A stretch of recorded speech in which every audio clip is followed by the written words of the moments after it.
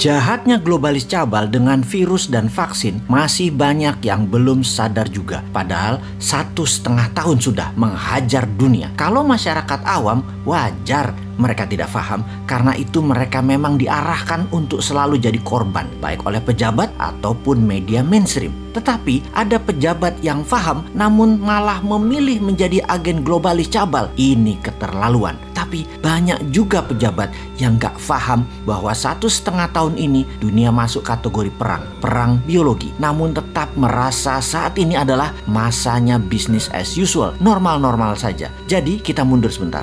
2014 masuk periode pemimpin baru di Indonesia. Waktu itu masa normal. Kemudian di 2016 mulai masuk masa perang dagang Amerika Tiongkok. Di sini mulai terlihat bahwa banyak pejabat yang gagap. Selama 2016 hingga 2020 mengelola negara bukan pakai mode wartime, tetapi pakai seperti masa normal. Hal ini membuat Indonesia tertinggal. Tetapi masyarakat banyak yang gagal paham bahwa kesalahan melihat dunia berefek seperti saat ini. Indonesia jalan di tempat. Buktinya GDP per kapita hanya dari 3.800 ke 4.000-an dolar per kapita. Ini harus terlihat sesungguhnya sebagai kurang berhasil dalam tanda petik membuat Indonesia berdaulat ekonominya. Karena salah melihat peta dunia, salah melihat world map. Lalu berlanjut di tahun 2020, di mana saat itu adalah perang biologi dunia atau dunia kena pandemi virus buatan yang bernama corona. Perang ini bisa panjang, bisa pendek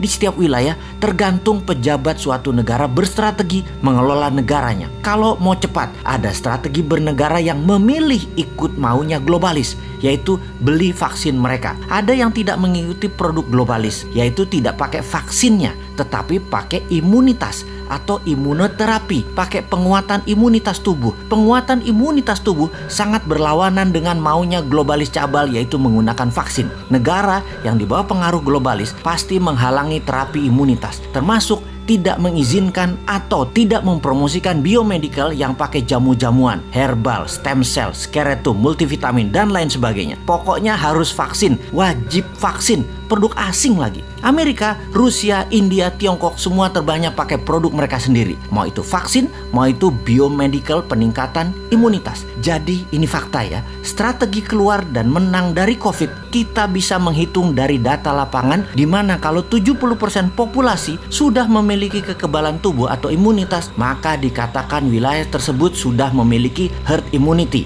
atau herd immunity-nya tercapai. Ketika herd immunity tercapai, maka virus corona bisa terkendali dan musnah. Cara mencapainya adalah dengan sesegera mungkin dilakukan vaksinasi dan memberikan kekebalan tubuh. Dengan strategi yang dijalankan setiap negara berbeda, maka akan didapat fakta pencapaian herd immunity di Indonesia baru tercapai 4,5 tahun lagi dengan kecepatan 250.000 vaksin per hari yang dilakukan pada saat ini dengan stok 400 juta vaksin yang akan disediakan.